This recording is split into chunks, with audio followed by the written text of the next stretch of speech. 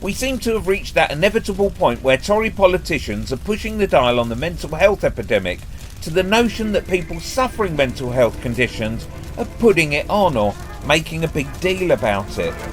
Before men learned how to control fire and put it to work, it was man's greatest enemy. In much the same way, your emotions can be your own greatest enemy. Or under control, your emotions can make you healthier and happier and improve the lives of people around you.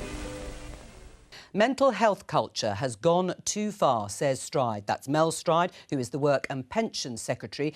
He says everyday anxiety is not a medical condition, says Minister in crackdown on worklessness. This is an attempt to approach the large numbers of people who are not working because they are too sick to do so. And so many things and people cause us to respond emotionally.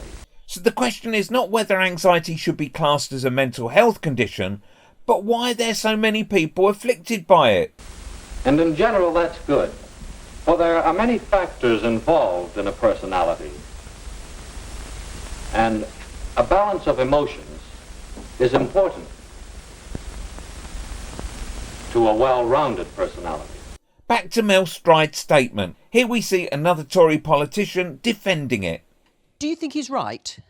I do think he's right. I think this is very serious in terms of the long-term health of the UK economy and our capacity to deliver public services. We've got 9.25 million people who are not in work or education, many of whom are sick. So no word on why, but more on the fact that these people aren't contributing to society.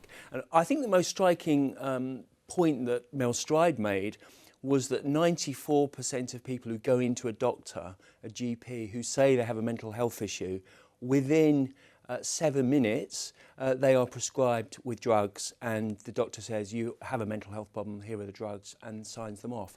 The reason being, this is the quickest way to treat a patient, as there just isn't the facilities on hand to help. Waiting lists for therapists are months long, and any other alternative just isn't being pushed. We'll come back to this subject in a later video to look at the way capitalist neoliberal ideology has added to the general levels of anxiety and mental health issues. Click here for a video about Thatcher and responsibilisation.